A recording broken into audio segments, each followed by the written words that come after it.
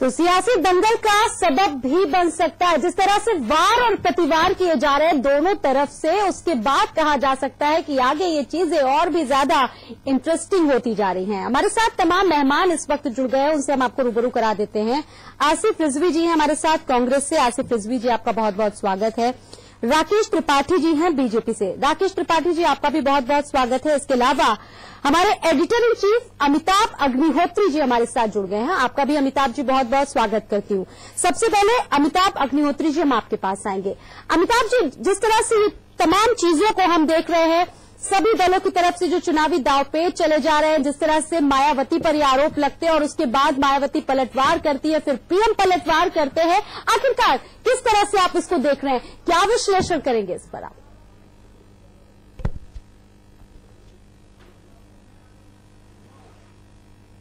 देखिए स्वाति, राजनीति के मैदान में आरोप प्रत्यारोप, वार और पलटवार ये कोई बहुत महत्वपूर्ण चीज नहीं। लेकिन मैं आज इस मुद्दे को इसलिए लेके आया बहस के लिए क्योंकि मैं चाहता हूं कि नपना एक रहे, इंची टेप एक रहना चाहिए जी। स्केल एक रखो भाई। हाँ। एक ही स्केल से सपा नपे, बसपा नपे, तृणमूल कांग्रेस नपे, कांग्रेस नपे, भाजपा नपे, लोकदल नपे, जेडीयू नपे। अलग अलग नपने मत रखो। बसपा का मसला आया, करोलबाग की एक बैंक की ब्रांच में पार्टी के खाते में 104 करोड़ रुपए जमा हुए नोटबंदी के दौरान, ये बात आई। हाँ। ठीक है, लेकिन मैं चाहता हूं देश का जो ऐसा आदमी है जो पारदर्शिता में यकीन रखता है, वो ये चाह रहा था कि क्या ये अच्छा नहीं होता कि इस देश की सारी बड़ी राजनीतिक पार्टियों के खातों का मूल्यांकन या उनका ट्रांजैक्शन जो नोटबंदी के बाद से अब तक का हुआ, जनता के डोमेन में डाल दिया जाता, जनता के दरबार में पेश कर दिया जाता। ये जो पिक एंड चूज है ना, ये खतरनाक है। इसका डाल देंगे, उसका छुपा लेंगे, ये मसला ठीक नहीं। मैं किसी के पक्ष में या किसी के विरोध में नहीं बोलने आया, लेकिन मैं चाहता हूं कि ऐसा क्यों नहीं हो। जब पूरा देश ईमानदार है, पूरा देश ईमानदार होना चाहता है, तब ये क्यों नहीं हो। राकेश त्रिपाठी यहां बैठे हैं, आज ही एक निर्णय ले लो सब लोग मिलकर देश में कि जितनी पार्टियां हैं उनके जो भी चंदे के अकाउंट है बैंकों में, उनको रियल टाइम डिस्प्ले पर डाल दो। रियल टाइम डिस्प्ले मतलब आपके खाते में 500 रुपया भी आएगा तो आपकी वेबसाइट पर दिख जाएगा, शो होगा जी। कर दो, जनता देख लेगी। अरे चौड़े में बात करो ना। फिर मैं सिर्फ ये कहने आया, इसके लिए बहस मैंने ये मुद्दा चुना आज जी। ये पिक एंड चूज वाली मॉरलिटी खतरनाक होती है कई दफा। और जब हम एक बड़ा सामाजिक परिवर्तन की बात करते हैं, बड़े सामाजिक क्रांति की बात करते हैं, तब तो पिक एंड चूज कतई नहीं होना चाहिए। राकेश जी, ठीक बात है ना?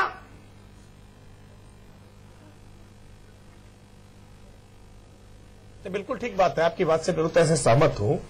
और भारतीय जनता पार्टी इस बात के लिए लगातार कहती रही है कि जो कुछ भी है वो पारदर्शिता के साथ आना चाहिए। भारतीय जनता पार्टी की पंचनिष्ठाओं में ही पारदर्शिता है।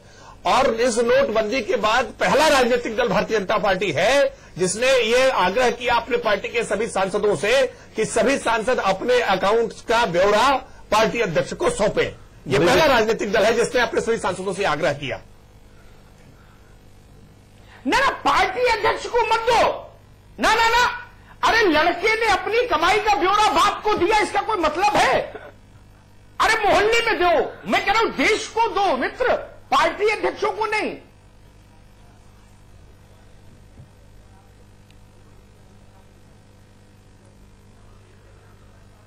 अरे सहारा की डायरी में जो एंट्री हुई थी मुझे लगता है उस पे तो बोलने को साहस भी किसी अन्य राजनीतिक दल में नहीं है। कोई किसी के बारे में ताक-झांक करना, किसी के बारे में पूछताछ करना, जब सहारा की डायरी में एंट्री हुई है उसी के आसपास तत्कालीन मुख्यमंत्री जो वहां के थे उनके बैंक में भी एंट्री है। इस बात का भय ही अपने आप में पर्याप्त है। तो अपने इसके बारे में भाई अभी राकेश जी से पूछा वही जवाब देंगे।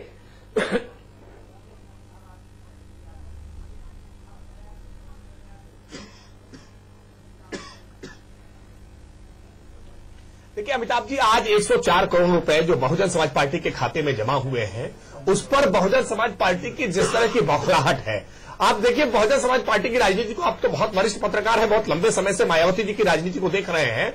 वो पार्टी, जिस पार्टी की अध्यक्ष लगातार ये कहती रही हो कि हमारी पार्टी का वोटर न अखबार पढ़ता है न टीवी देखता है, वो आज रोज एक नई प्रेस कॉन्फ्रेंस के साथ मीडिया को संबोधित कर रही है, जनता को संबोधित कर रही है पत्रकारों के माध्यम से। मुझे लगता है ये बदली हुई स्ट्रेटजी उनकी घबराहट का परिचायक है। 8 नवंबर के बाद से मायावती जी के चेहरे पर आई हुई सिकन और उनकी घबराहट ये बता रही है कि सब कुछ ठीक नहीं है। पूरे देश में सबसे ज्यादा ये नोट है तो वो बहन सुश्री मायावती जी हैं, और ये जग जाहिर है कि मायावती जी की पार्टी को छोड़ने वाले तमाम नेताओं ने ये दावे किए हैं कि मायावती जी नगद रुपए लेकर के टिकट का बंटवारा करती है। ठीक है, ठीक है, लेकिन वो नेता भी जब तक हाथी की सवारी कर रहे थे तब तक दोनों हाथ से लड्डू खा रहे थे राकेश जी। ये सब ज्ञान उनको पार्टी छोड़ने के बाद ही आया, और वो हर पार्टी में होता है। भाई कल्याण सिंह जी ने जब भाजपा छोड़ी थी तो उन्होंने भी बहुत कुछ बोला था, इन बातों में कुछ नहीं, छोड़िए, जाने दीजिए। संजीव मिश्रा समाजवादी पार्टी से हमारे साथ है। संजीव मिश्रा जी इस तरह के आरोप लगाए हैं, मैं समझ नहीं पा रहा। मैं राकेश जी से ये निवेदन कर रहा राकेश जी था, आपके पास वापस आएंगे संजीव मिश्रा जी। नोटबंदी जैसा फैसला अचानक ले सकती है, क्या वो सरकार नोटबंदी के साथ ही अगर ये फैसला कर लेती कि पार्टी छोटी हो चाहे बड़ी, दबे छुपे कुछ नहीं चलेगा, सब कुछ जनता के सामने आएगा, 1 रुपए का चंदा भी लोगे तो जनता के सामने आंकड़ा रखा जाएगा। संजीव जी, अगर ये फैसला हो जाता तो कौन माई का लाल ऐसा नेता है जो इसका विरोध कर देता? नोटबंदी का तो लोग विरोध कर भी रहे हैं, लेकिन इसका विरोध करने का साहस तो कोई नहीं जुटाता। संजीव मिश्रा जी, क्या समस्या थी अगर ये फैसला हो जाता? देखिए, बिल्कुल ठीक बात है, आप बिल्कुल सही नहीं, बिल्कुल ठीक है, और यही फैसला होना भी चाहिए था। और मुझे लगता है कि जो अकाउंट्स की ईयरली एक चार्टर्ड अकाउंटेंट के माध्यम से जो जाता है उसमें इस तरीके की चीजें होती हैं, और हो सकता है कि उसको उतनी गंभीरता से न लिया जा रहा हो या उसमें कुछ चीजें रद्दोबदल किया जा रहा हो। लेकिन एक चीज बहुत साफ सी है, राकेश त्रिपाठी जी ने बड़ी बड़ी बातें कही। मैं इनसे एक छोटा सा प्रश्न पूछना चाहता हूं, जहां आप 8 तारीख को आपके प्रधानमंत्री कह रहे थे कि रात के 12 बजे के बाद 500 और 1000 रुपए का नोट चलन में बंद हो जाएगा, और वो उसका ढिंढोरा भी ये पीट रहे थे कि काला धन, भ्रष्टाचार और जो आतंकवादियों को फंडिंग होती है उसको रोकने के लिए हम ये कदम उठा रहे हैं। हम सब लोगों ने समर्थन भी किया था। 2-4 दिन में जब लोग परेशान होने लग गए तो निश्चित रूप से तमाम पॉलिटिकल पार्टीज ने इसका विरोध किया।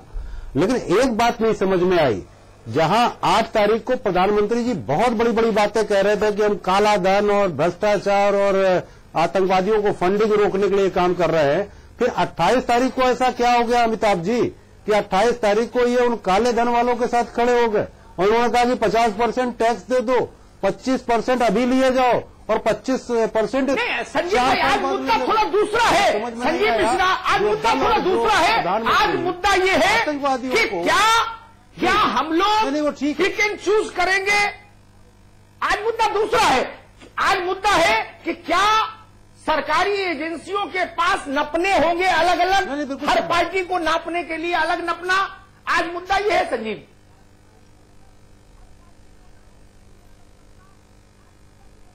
नहीं, बिल्कुल ठीक बात है अमिताभ जी, ये बात सही है और मैं समझता हूं कि ये पारदर्शिता होनी चाहिए और इसमें सारी पॉलिटिकल पार्टी शामिल भी होनी चाहिए। इसमें कोई ऐसा स्थितियां नहीं होनी चाहिए। फिर पॉलिटिकल पार्टियां सामूहिक निर्णय क्यों नहीं ले रही, ये बात एक बहुत साफ सी बात है और आपकी बात से मैं सहमत हूं कि इस तरीके का एक सामूहिक निर्णय होना चाहिए जिससे कि यह पारदर्शिता भी रहे। आखिर पॉलिटिकल पार्टीज के मामले में तमाम राजनीतिक दल अपने अपने विचार अलग क्यों कर देते हैं?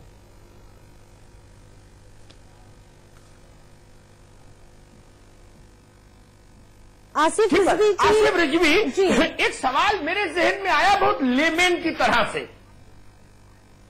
मेरे ख्याल से वो सवाल ऐसा है जो मेरे जहन में भी होगा, स्वाति की जहन में भी होगा और इस मुल्क के आवाम के जहन में है कि जिस देश में 400-500 करोड़ की शादी हो जाती हो एक रात में, अभी हुई कर्नाटक में, अभी हुई थी, उस मुल्क में 100 करोड़ रुपया किसी पार्टी के खाते में जमा है।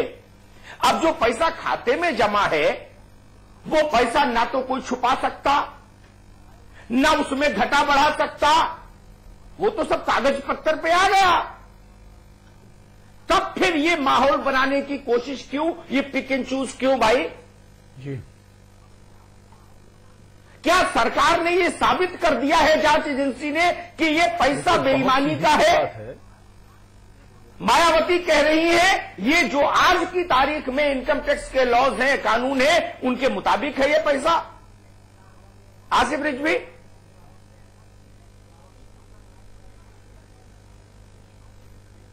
देखिए, भारतीय जनता पार्टी जब जब सत्ता में आती है वो सत्ता का दुरुपयोग करती है और राजनीतिक दुर्भावना से हर एक दूसरे आदमी को परेशान करने की कोशिश करती है। ये केवल यही है। देखिए, मैं एक बात कहना चाहूंगा, भारतीय जनता पार्टी ने आज तक इस बात का जवाब नहीं दिया कि प्रधानमंत्री जी के जो सहारा वाली डायरी मिली थी जिसमें एंट्री थी कि प्रधानमंत्री जी को फुला डेट में ये पैसा मिला, उस पैसे की उनके अकाउंट में भी उस डेट में एंट्री हो गई, आज तक उसका नहीं दिया। मोटरसाइकिल किस अकाउंट से खरीदी गई, उसका नहीं दिया। और दूसरे आदमी उसमें तो शीला दीक्षित का भी नाम है, नेता मानते हैं, शीला जी का भी बुढ़ापा खराब करोगे क्या? उसने कानपुर की रैली तो एक्शन लेना सरकार में। ये तो भैया, ये मुझे समझ में नहीं आ रहा है, भारतीय जनता पार्टी विपक्ष में बैठी है क्या, मांग कर रही है साहब ये होना चाहिए, ये होना चाहिए। अरे भाई जांच करो भैया, जो दोषी है उसको जेल भेजो। कांग्रेस सरकार में अगर किसी ने घोटाला किया तो हमारा मंत्री क्यों ना हो, हमने मुकदमा लिखा, उसको जेल भेज दिया। अगर भारतीय जनता पार्टी में कोई बेईमानी करे तो भारतीय जनता पार्टी को चाहिए कि वो मुकदमा लिखे, उसको जेल भेजे। जो लॉफुल लीड है उसको करे, भाषणबाजी थोड़ा करे। अब भारतीय जनता पार्टी को केवल भाषणबाजी करनी है, पहले खड़े हो गए बहुत सीधा तान के कहा साहब कि हमारे एमपीज जो है अपना अकाउंट जो है पप्पा को दे दें, एक ऐसे आदमी को जिसको उस प्रदेश से निकाल दिया गया हो, एक गुंडे माफिया को दे दें ताकि वो मेंटेन कर ले। वहां से थोड़ा आप आगे आ जाइए साहब। देश के प्रधानमंत्री कानपुर में रैली करके ये कह रहे हैं, देश के प्रधानमंत्री ये कह रहे हैं साहब, तो ये बता दें क्या वो प्रदेश से निकाले नहीं गए थे? क्या वो प्रदेश से निकाले नहीं गए थे? होनी चाहिए। अरे भारतीय जनता पार्टी को अध्यक्ष बनाने में केवल गुंडे ही क्यों मिलते हैं? भारतीय जनता पार्टी को ऐसे लोगों को जो मेरे साथ मेरे लिए बैठे हुए हैं उनको बनाना चाहिए। राकेश जी आपके पास वापस आएंगे, बोल लेने दीजिए। आज वापस हो गया, फर्जी मुकदमा था जो वापस हो गया, आपने बताते समय वापस कर दिया गया। बड़ी दिक्कत की बात यह है, लेने की अवसर वो तो आपकी वापस कर दिया गया हो जाती है। अरे भारतीय जनता पार्टी बोलने नहीं देगा। भारतीय जनता पार्टी सरकार में साहब ना हम कुछ करेंगे ना हम बोलने देंगे, हम केवल बोलते रहेंगे, सत्य सामने आने ही नहीं देंगे। जैसे ही हमें मौका मिलेगा हम तब बोलने लगे, कोई और बोलेगा तो हम बोलने लगेंगे, हम सच्चाई को सामने लाने ही नहीं देंगे। आपको ही बोल लेने दो, पहले त्रिपाठी जी आप बोलिए, फिर मैं बोल लूंगा आराम से, मुझे कोई जल्दी नहीं है। देखिए, आप तथ्यपूर्ण बात रखिए, आपकी बात सम्मान। अरे दुनिया जान रही है साहब कि उद्योगपतियों का चंदा माफ कर रहे हैं, गरीब खड़ा करके उद्योगपतियों का लोन वापस कर रहे हैं, करने को तैयार नहीं है। क्या मुकदमे नहीं है? जिला बदर तो रहे थे, क्या जिले क्या आपके राष्ट्रीय अध्यक्ष के प्रदेश अध्यक्ष के खिलाफ दीजिए इस बात, क्या इनके खिलाफ जिला बदर तो रहे थे, प्रदेश अध्यक्ष के ऊपर है या नहीं है? अरे मैं कह रहा हूँ इनके पास राकेश त्रिपाठी और प्रदेश अध्यक्ष के ऊपर भी आपके तमाम आरोप हैं, उनको अध्यक्ष बनाए। अरे मौर्य जी जैसे अपराधियों को बनाए गए थे। आप हटाइए ना, खत्म हो गई बात। सोनिया जी का इस्तीफा की बात आ गई। राकेश जी आप भी रुको, आसिफ रिजवी आप भी रुको। राकेश जी, आसिफ रिजवी आप रुकिए भाई।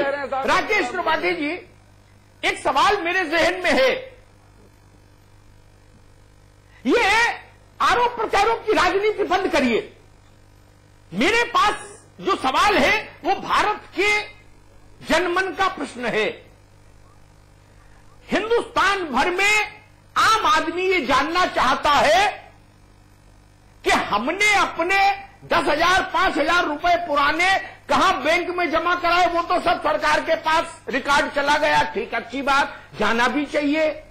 लेकिन जो ये 2,000 से ज्यादा पार्टियां हैं, 2,000 से ज्यादा रजिस्टर्ड पार्टियां हैं देश में, इन्होंने 10 नवंबर से लेके आज तक कितना काला पीला किया है बैंक में, इसका विज्ञापन दैनिक जागरण में, टाइम्स ऑफ इंडिया में क्यों नहीं छपा देते हो गजट की तरह, और इंटरनेट पे क्यों नहीं डाल देती सरकार भैया? राकेश जी, ये काम करो, मैं सबसे पहले बधाई दूंगा। इंटरनेट पे डाल दो 2,000 पार्टियों का 9 नवंबर से लेके आज तक के खाते का कच्चा चिट्ठा। मैं के न्यूज सबसे पहले आपका अभिनंदन करेगा, सरकार का। त्रिपाठी जी, इसमें कोई गलत बात तो नहीं, इस बात में कोई राजनीति तो नहीं लग रही आपको? नहीं, बिल्कुल गलत बात नहीं है, कोई गलत बात नहीं है। और अमिताभ जी, विश्वास दिलाता हूं आपको अभिनंदन करने का अवसर जल्दी मिलेगा। व्यापक चुनाव सुधार की प्रक्रिया जो आगे चलने वाली है, जो आज के प्रधानमंत्री ने कानपुर में खड़े होकर कहा साहब सारे जनता पार्टी को देना चाहिए, कोई एक अकेली भारतीय जनता पार्टी जो मोदी जी की बात नहीं मान रही है। अरे राकेश जी, देश के प्रधानमंत्री सुधार भी बात कह रहे हैं, मत बोलिए। व्यवस्था परिवर्तन के जो बड़े अंग हैं, वो प्रशासनिक सुधार हो, वो पुलिस सुधार हो, वो चुनाव सुधार हो, वो आर्थिक सुधार हो, इन तमाम सुधारों की प्रक्रिया आगे चलने वाली है। अभी मोदी सरकार को केवल 2.5 वर्ष हुए हैं, आगे आगे देखिए, अभी बहुत कुछ करना है। ये जो लंबे समय तक कांग्रेस के शासनकाल में आरटीआई ये लेकर के आए कि उन्होंने आरटीआई से आरटीआई आपका वर्जन आया। संजीव मिश्रा, अगर सारी पार्टियों के खाते जनता के लिए सार्वजनिक कर देने का निर्णय भारत की सरकार आधे घंटे में ले लेती तो कौन रोक लेता उसको? संजीव मिश्रा, कौन रोक लेता संवैधानिक तौर पर सरकार को? जब कोई नोटबंदी का निर्णय लेने से नहीं रोक आया मोदी सरकार को, तो कौन रोक लेता इस निर्णय को? अगर चाहती सरकार तो आधे घंटे में ये निर्णय नहीं हो सकता था क्या?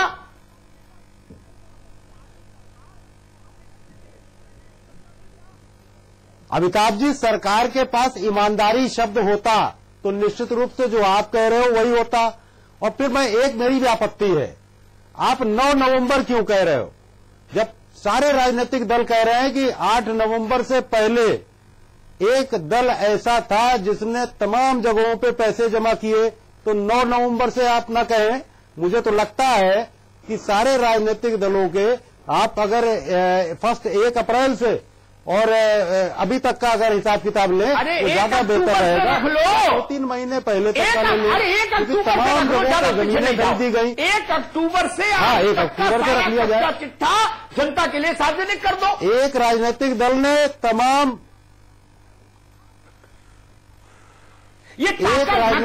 ने तमाम अपने पार्टी के कार्यालयों के लिए जो जमीनें ली, जो पश्चिम बंगाल की यूनिट ने पैसे करोड़ों रुपए जमा किए, उनका भी तो हिसाब किताब आना चाहिए। और 9 नवंबर से अगर आप कह दोगे तो जिन राजनीतिक दलों को पता था कि इस तरीके के हालात होने जा रहे हैं, वो साफ साफ बच जाएंगे। तो इसलिए अच्छा है कि आप उससे 2-1 महीने पहले का अगर इस तरीके का करें तो निश्चित रूप से ये एक अच्छा निर्णय होगा। और मैं के न्यूज को और आपको धन्यवाद देता हूं कि इस तरीके का प्रस्ताव अगर आया है और ये ऊपर तक जाए। लेकिन ये लोगों के पास ईमानदारी नहीं है, ये पर्टिकुलर पार्टीज के खिलाफ इस तरीके का ढिंढोरा पीटने का काम कर रहे हैं। और ये केवल इसलिए कर रहे हैं कि इनको जिन जिन पार्टियों से 2017 में उत्तर प्रदेश में डर है, क्योंकि तीसरे नंबर पे ये रहे थे 2012 में, और 2017 में उनको आना है चौथे नंबर पे। तो जो ऊपर की 2-3 पार्टियां हैं, निश्चित रूप से उनके खिलाफ अपनी जो केंद्र की सरकार है, जिसको ये तोता कहा करते थे, उसको भी अभी ये यूज करेंगे। ये तो बहुत ताज्जुब में है। संजीव मिश्रा, आसिफ रिजवी से सवाल ले लूं। आसिफ रिजवी से कोई बहुत बड़ा आसिफ रिजवी के लिए क्यों नहीं घोषित किया? मुझे ये बताओ, जो सियासी पार्टियां हैं देश में, जी सर, वो घूंघट में रहने वाली दुल्हन तो है नहीं जी, ताकि उनकी मुंह दिखाई नहीं हो, ना वो शर्मीली कन्या है। बिल्कुल नहीं है सर। फिर उनके खाते, जब वो जनता की सेवा के लिए हैं, तो उनके खातों में क्या आ रहा है, क्या जा रहा है, ये बात जनता को मालूम होती रहे लगातार, इसका निर्णय लेने में देरी क्यों?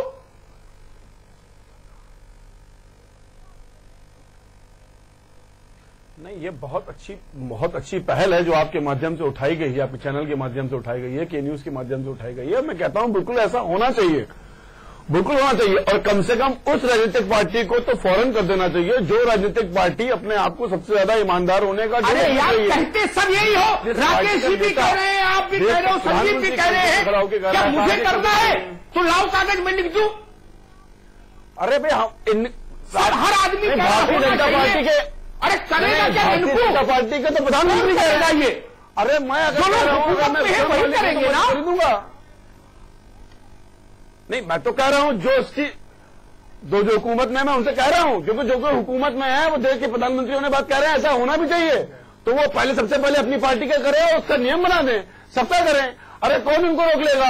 अगर आज प्रधानमंत्री जी आधे घंटे बाद किसी चैनल के ऊपर आके बैठ जाएं। लेकिन अमिताभ जी, सबसे बड़ा सवाल यही है, जैसा कि आपने भी इसको दोहराया है, पिछले कई बार आपने ये बात कही है कि सबके लिए यहाँ पर एक मापदंड नहीं है, सबके लिए एक मापदंड होने चाहिए। नपना वाला जो आपने बात कही, वो जब तक एक तौर पर नहीं यूज होगा सभी पार्टियों के लिए, तब तक पारदर्शिता लाना जरा असंभव होगा।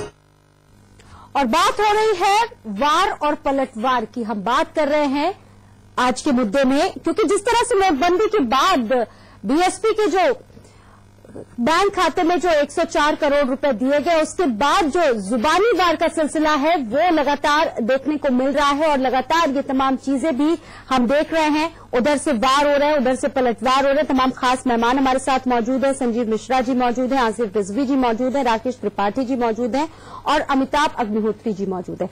सवाल यहां पर यह है कि क्या इन तमाम चीजों को चुनावी मुद्दा बनाने की कोशिश की जा रही है? अमिताभ जी।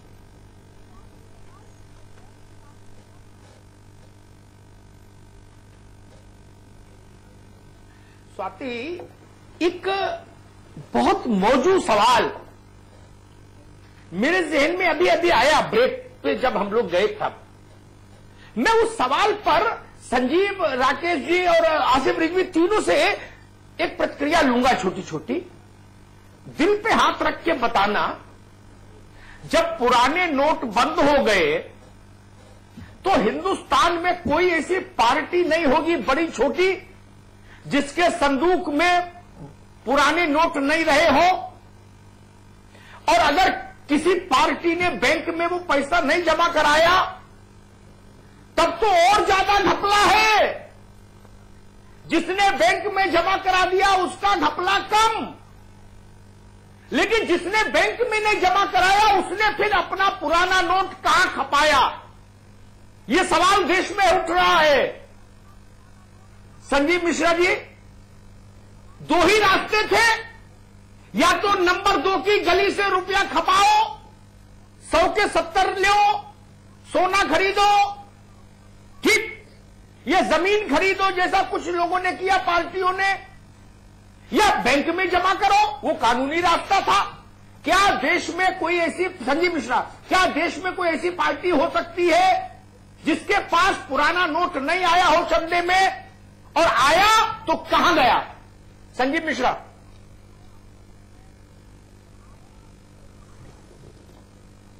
निश्चित रूप से अमिताभ जी, ये बात बिल्कुल सटीक है आपकी कि कोई भी पॉलिटिकल पार्टी होगी, निश्चित रूप से वहां मेंबरशिप होती है और भी तमाम तरीके के अगर कोई कार्यक्रम होते हैं तो इसमें कोई दो राय नहीं है कि कार्यकर्ता फंडिंग करते हैं। लेकिन उन फंडिंग का हिसाब किताब तो सीधे सीधे बैंक के माध्यम से ही मिलेगा और अगर बैंक के माध्यम से नहीं मिलेगा तो निश्चित रूप से जिन्होंने जमीनें खरीदी है पार्टी के कार्यालय के नाम पे, वो वहां उन्होंने फंडिंग की, या फिर जिन लोगों ने एक पर्टिकुलर एक स्टेट की उनकी यूनिट ने जितना बड़े पैमाने पे पैसा बैंक में भी जमा किया, तो निश्चित रूप से वो कहां से आया और कितने कार्यकर्ताओं ने उनको पैसा दिया, ये भी इस तरीके का भी निश्चित रूप से जांच होनी चाहिए। और मैं इस बात का पक्षधर हूं निश्चित रूप से कि जो भी पॉलिटिकल पार्टियां हैं उनकी फंडिंग का एक जो पूरा पैमाना है वो पूरा सबके सामने रहना चाहिए। लेकिन पॉलिटिकल पार्टी अब कर क्या रही है? तो नंबर 1 का रास्ता पकड़ो, बैंक में पैसा जमा करो, या नंबर 2 का रास्ता पकड़ो, जमीन लो, बैकडेट में बैनामा दिखाओ, समझौता, फ्लैट लो या सोना खरीद लो। राकेश जी, यानी जिस भी पार्टी ने अगर बैंक में बड़ा अमाउंट मोटरसाइकिलें किया उसने तो और ज्यादा घपला किया। इसीलिए तो मैं कह रहा हूं सबके खाते सामने लाओ। राकेश जी,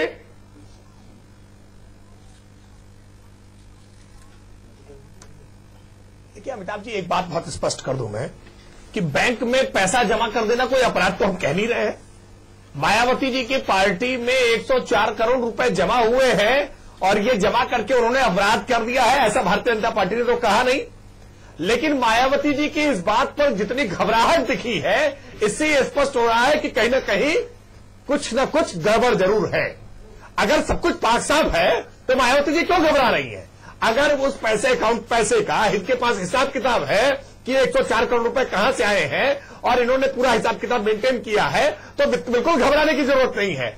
बैंक में पैसा जमा कराना कोई अपराध नहीं है, ये बिल्कुल विधि संगत है, विधिक रूप से उचित है, लेकिन आपके पास उसका हिसाब होना चाहिए। देखिए, भारतीय जनता पार्टी कहीं नहीं, ये तो अच्छी बात है। इस बात जो बैंक में नहीं जमा कराई होंगी पार्टियां, मेरी नजर उन पर है। लगा रहे हैं कि जमीनें खरीद ली। राकेश जी, जिन्होंने बैंक में जमा करा दिया उन पर मेरी नजर नहीं, मेरी नजर उन पार्टियों पर है जो बैंक में पैसा नहीं जमा कराई।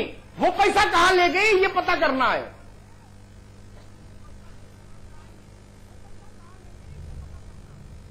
निश्चित तौर पर बहुत सारी बातें सब सामने आएंगी आने वाले समय में। जिन्होंने भी बड़े अमाउंट अपने जमा कराए हैं दूसरों के नामों से, अलग अलग जगहों पे जो भी जुगाड़ व्यवस्थाएं लगाई हैं, आने वाले समय में सब कुछ सामने आएगा। आज लगातार जिस तरह से छापेमारी हो रही है, बड़े पैमाने पर लोग पकड़े जा रहे हैं। ये पकड़े जाने वाले लोगों में से कोई भी गरीब आदमी नहीं है। भैया, इससे पहले भी बहुत पकड़े गए हैं। मध्य प्रदेश में टेमू जोशी को पकड़ा गया था। ये क्या बताएं, आप जानते हैं सारा जनता कुछ निकला नहीं। आसिफ रिजवी, मेरा वही सवाल जो मैंने संजीव जी से पूछा, राकेश जी से पूछा, वही सवाल, मेरे ही सवाल पर उत्तर दीजिएगा, इधर उधर मत भटकिएगा।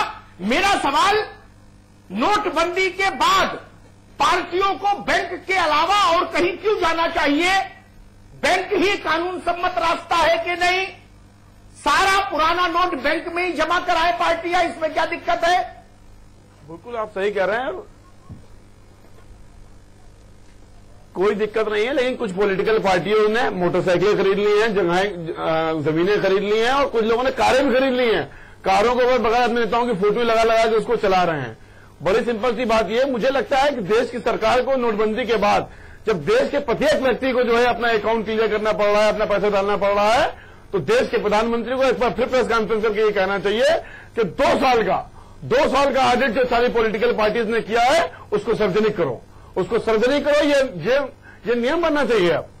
पहले ये नियम बनता है नहीं बनता मैं नहीं जानता था, लेकिन जब नोटबंदी हो गई, देश के अंतिम व्यक्ति को भी लाइन में लगना पड़ा, देश के 85 साल के आदमी को लाइन में लगना पड़ा और अपनी जान देनी पड़ी। इस देश में 200 से ऊपर लोग जो है अपनी जान दे चुके हैं। तो अब देश की सारी पॉलिटिकल पार्टीज को 1 साल का नहीं, पिछले 2 साल का अपना ऑडिट सार्वजनिक करना चाहिए। ये इस आपके चैनल के माध्यम से भारतीय जनता पार्टी से मेरी मांग है।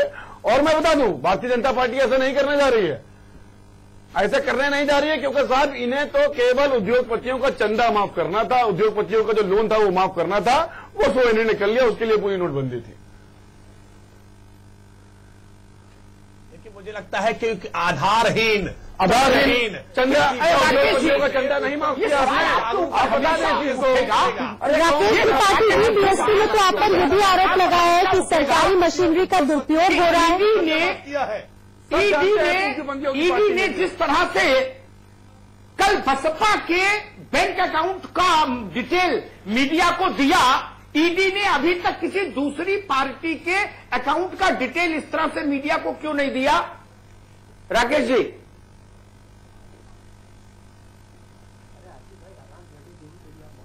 देखिए अमिताभ जी, मुझे लगता है कि हर कदम के बाद तुरंत समीक्षा कर दिया जाना ये बहुत ठीक नहीं है।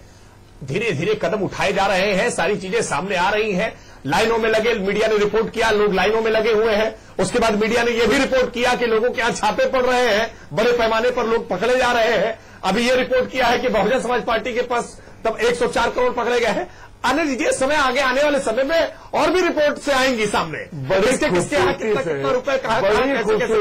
भारतीय जनता पार्टी इस चीज के पूरी तरह निकाल गई। हेलीकॉप्टर में पाठी जी, मेरा निवेदन, आप थोड़ा शांत रहिए। राकेश त्रिपाठी, मेरा निवेदन ये था, मोटरसाइकिलों पर आपत्ति जता, चैरिटी बिगिंस एट होम। आप सबसे पहले भाजपा के जरिए ही बाकी पार्टियों के सामने नजीर क्यों नहीं रख दिए?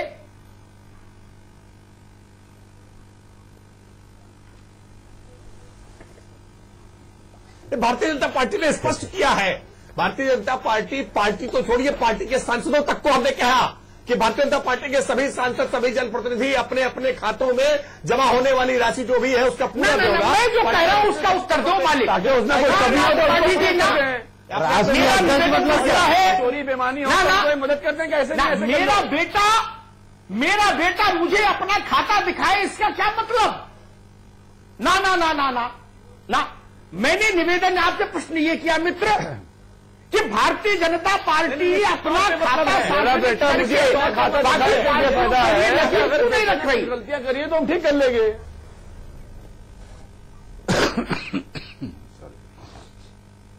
देखिए अमिताभ जी, हमने जो सुधार के कदम उठाए हैं, इन सुधार के कदमों के बाद आप इन सुधार के कदमों की सकारात्मक समीक्षा देखिए। संजीव मिश्रा, एक बात लोग मर गए, अखिलेश यादव जी, जो हमने किया अपना खाता मुलायम सिंह जी को दिखा दे, इस बात का कोई मतलब है क्या?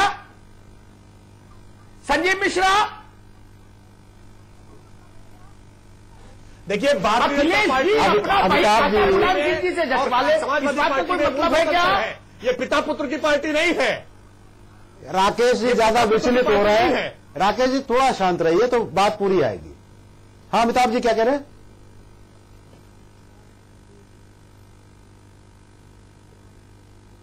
मैं कह रहा हूं अखिलेश जी, शिवपाल जी अपना खाता, या अंबिका चौधरी, नारद राय अपना खाता मुलायम सिंह जी को दिखा है बंद कमरे में चुपके से, इस बात का कोई मतलब है क्या?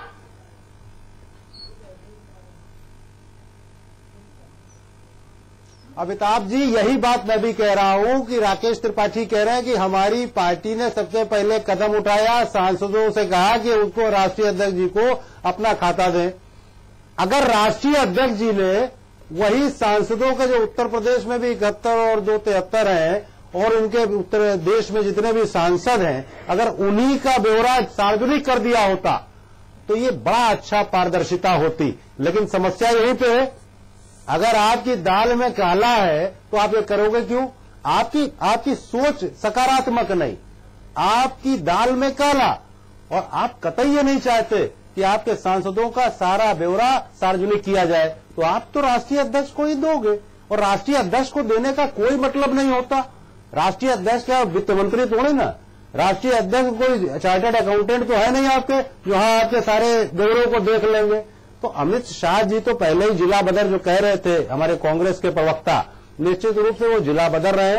उन्होंने 2014 में चुनाव जीता तो उसके बाद कहा कि 25 साल तक सारे चुनाव जिताओ, और सारे चुनाव जिताओ तब हम वो वादे पूरे करेंगे। तो ये भ्रमित लोग हैं। मैं समझता हूं देश को जितना भ्रमित भारतीय जनता पार्टी के राष्ट्रीय अध्यक्ष और 1.5 लोगों ने किया है, इतना भ्रमित आज तक कभी भी आजादी के बाद देश नहीं हुआ। और इनका माकूल जवाब इनको सर्जिकल स्ट्राइक के माध्यम से उत्तर प्रदेश की जनता भी देगी और देश की भी जनता देगी। ठीक है, ठीक है, ठीक है, वो भविष्य की बात है, उसमें अभी काय को समय लगाए। आसिफ रिजवी जी आप कुछ कहना चाह रहे थे? जी नहीं बिल्कुल ठीक बात। साहब देखिए, भारतीय जनता पार्टी अपने अध्यक्ष को सारी चीजें इसलिए देगी कि अध्यक्ष ही बकायदा गाइड करेंगे कि भाई देखो यहाँ पे तुमने ये गलतियां कर ली हैं, अब आगे ये गलतियां मत करना, इसको ठीक कर लेना। बेईमानी करनी है तो अपने अकाउंट के माध्यम से नहीं करो, दूसरे के अकाउंट के माध्यम से करो। इसलिए ऐसा हमें देने के लिए कहा है कि हम बकायदा ट्रेन करेंगे ना। बेईमानी करनी है तो हमारी तरह करो। देखो हम प्रदेश से निकाल दिए गए, उसके बाद भी अध्यक्ष बने बैठे हुए, तो वहां तो गुंडागर्दी का और बेईमानी करने का ट्रेनिंग कैंप चल रहा है। अगर साहब समाज की चिंता होती तो कहते ऐसा है, इंटरनेट पर डाल दो, सारी जनता, देश की जनता देख ले और मैं भी देख लूं। इसलिए कहा था भैया, गलतियों को ठीक करने के लिए कहा था कि कैसे अच्छे से बेईमानी करो, इसलिए मुझे दो। आप इस बात को समझिए, देश के प्रधानमंत्री जी जनता को भ्रमित करने के लिए कानपुर में कह रहे हैं साहब पॉलिटिकल पार्टियों को 20,000 के नीचे के चंदे भी क्लियर करने चाहिए। अरे आप भारतीय जनता पार्टी के नेता हैं, देश के प्रधानमंत्री हैं, दूसरों से बाद में कहो, पहले स्वयं कर दो। कौन आपका हाथ रोके हुए साहब के पॉलिटिकल पार्टी के लिए नियम न बनाओ? आपको कहा लोकसभा के अंदर, राज्यसभा के अंदर रोड पर प्रदर्शन कर दिया किसी पॉलिटिकल पार्टी ने कि साहब हमसे हिसाब न मांगो? कौन रोके हुए उन्हें, ये बताइए आप। रोडबंदी से आधा देश चल रहा है। राकेश त्रिपाठी जी, आपको फिक्र नहीं है?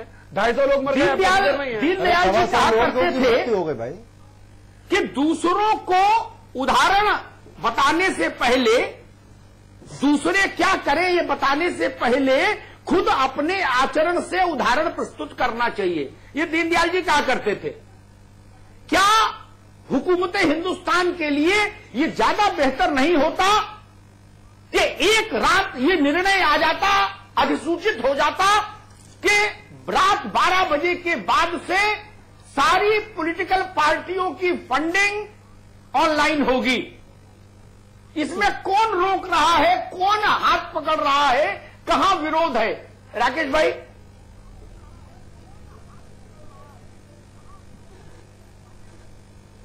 देखिए अमिताभ जी, आप जो बात कह रहे हैं, इस तरह की और भी बहुत सारी बातें कही जा सकती हैं। ये सुधार के कोई एक अकेले कदम नहीं है, बहुत सारी चीजें हैं। न्यायिक सुधार, पुलिस सुधार, प्रशासन सुधार, मैंने कहा ना कि चुनाव सुधार, बहुत सारे सुधार नहीं करेंगे हम, केवल पहले इसको तो उठाओ। के लिए बहुत सारे सुधार हम केवल बातें करेंगे। सुधार का एक कदम उठाया गया है।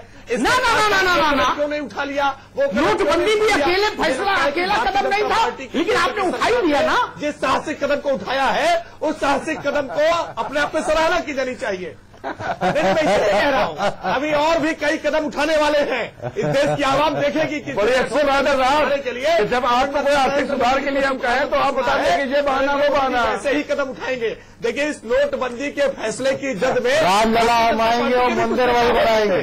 कुछ नेता ऐसे हो सकते हैं, हम इससे भाई साहब नया नोट केवल भारतीय जनता पार्टी के पास पकड़ा जा रहा है, पुराना नोट नहीं पकड़ा जा रहा है। राष्ट्रपति तक आपको इस बात इस चैनल के माध्यम से इस नोटबंदी सवाल में ये बात कह रहा हूँ, कांग्रेस नए नोट केवल भारतीय जनता पार्टी के पास पकड़ा जा रहा है। ऐसा भारतीय जनता पार्टी का एक भी आदमी नहीं। राकेश जी की बात है, राकेश जी को बोलिए। पूरे देश में जहां जहां आदमी पकड़ा जा रहा है वहां पुराने नोट पकड़े जा रहे हैं। देखिए, ऐसा है कि आसिफ जी बार बार बोलने के नाम पर कर देते हैं कि भाजपा की सही बात लोगों तक पहुंच न जाए।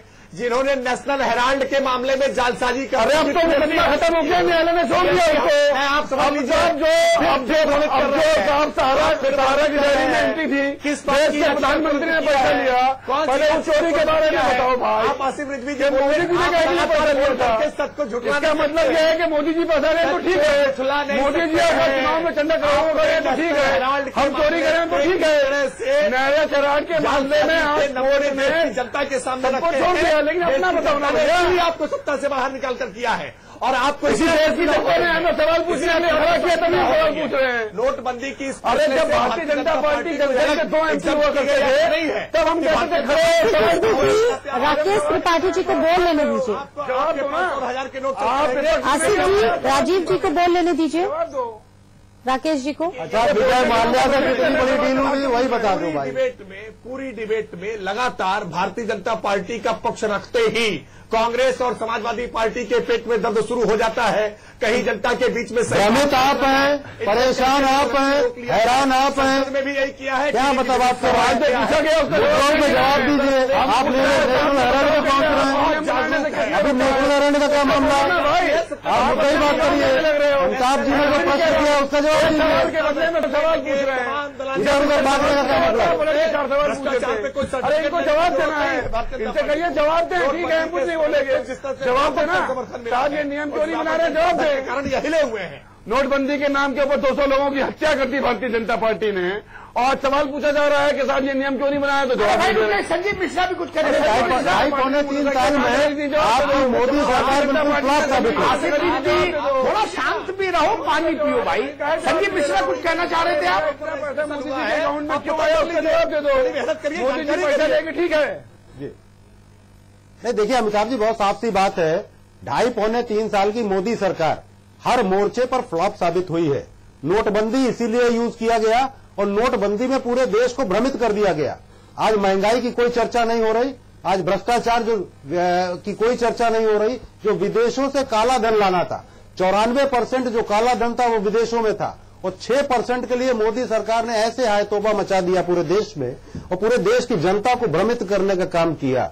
मैं तो समझता हूं कि 2017 के चुनाव में जब इन मुद्दों पर आया जाएगा कि महंगाई की क्या स्थिति आज है, आज जो विदेश से काला धन आना था, जो 2.25 साल हो गए, आपने सुप्रीम कोर्ट में वो लिस्ट नहीं दी जिस लिस्ट को आप संसद में कहते थे कि हाँ वो लिस्ट हमारे पास है। अरे आपको लिस्ट सार्वजनिक करनी चाहिए, वो लिस्ट को पूरा उजागर करिए, और नहीं तो आपको कम से कम बंद लिफाफे में जो सुप्रीम कोर्ट में लिस्ट देनी थी उससे भी आप मुकरे जा रहे हो। 2.25 साल में आप वो लिस्ट नहीं उजागर कर पाए, तो कहने का ये मतलब है कि आप निश्चित रूप से काले धन और भ्रष्टाचारी लोगों के साथ खड़े हो। आपने जो 8 तारीख को अपनी तस्वीर दिखाई और 28 तारीख को जो तस्वीर दिखाई उसमें जमीन आसमान का अंतर, और अब तो 2-3 दिन रह गए।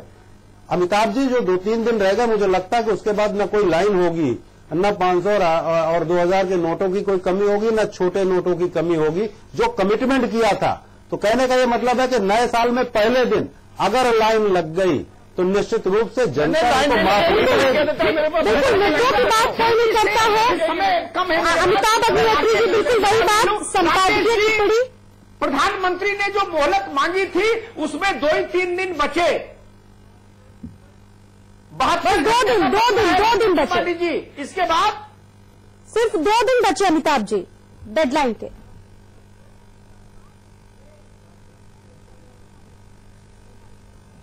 अमिताभ जी, अब वक्त हो गया है संपादकीय टिप्पणी का।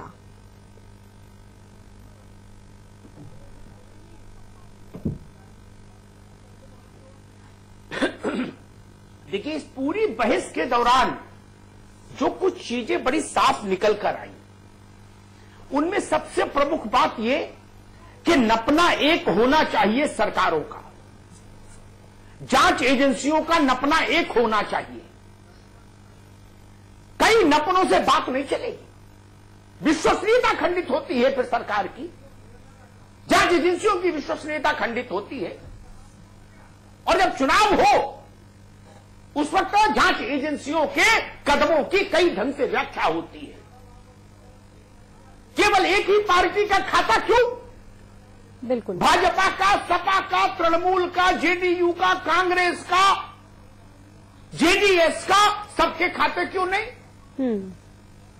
क्या वहां बैंक वाले मना कर देंगे जांच एजेंसी को डिटेल देने से? नहीं ना, लाओ सबके खाते और छापो अखबार में, इंटरनेट पे डालो, जनता भी तो देखे कांग्रेस का चेहरा कितना उज्जवल, भाजपा का कितना उज्जवल, सपा का कितना उज्जवल, बाकी पार्टियों सबका कितना चेहरा उज्जवल है, जनता भी तो देखे। आखिर पूरे देश में काला काला काला, सफेद सफेद सफेद हो रहा है, तो हम भी तो जाने कि हमारे रहनुमाओं की पार्टियां कितनी गोरी हैं और कितनी काली। ये कोई गलत बात है क्या? ये नहीं होना चाहिए क्या? और अगर सब कह रहे हैं और अगर सरकार की पार्टी भी कहती है कि ऐसा ही होना चाहिए, तो मैं बहुत खेद से कहूंगा, किसी जिले में उस जिले का कप्तान अगर एक्शन लेने की बजाय केवल मौखिक तौर पर यह कहता रहे कि प्राणियों में सद्भाव हो, अधर्म का नाश हो, तो फिर वो कप्तान ठीक नहीं। कप्तान की जिम्मेदारी है कानून का राज स्थापित करे, वैसे ही सरकार की जिम्मेदारी है कि वो पारदर्शिता स्थापित करे। सारे चोर हैं ये कहने से काम नहीं चलेगा। अगर सारे चोर हैं तो पकड़िए और हमारे सामने खड़ा करिए। आखिर मालिक तो हम हैं, हमसे मतलब जनता है ना। 125 करोड़ लोग मालिक है ना देश के, तो लाइए मालिक की अदालत में। लेकिन वो कदम नहीं उठ रहा, मुझे खेद है।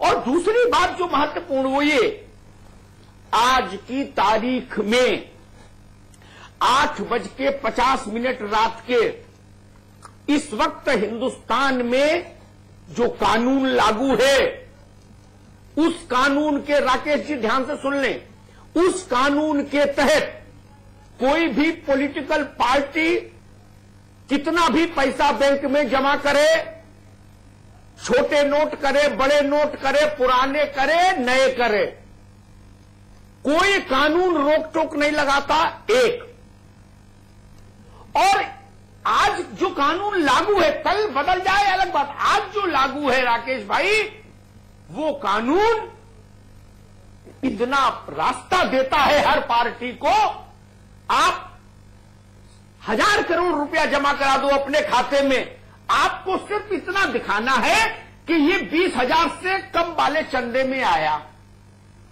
जय श्री राम, हो गया काम, गंगा नहाओ, कोई आपको नहीं पकड़ सकता। इसी बात की तो मेरी लड़ाई है।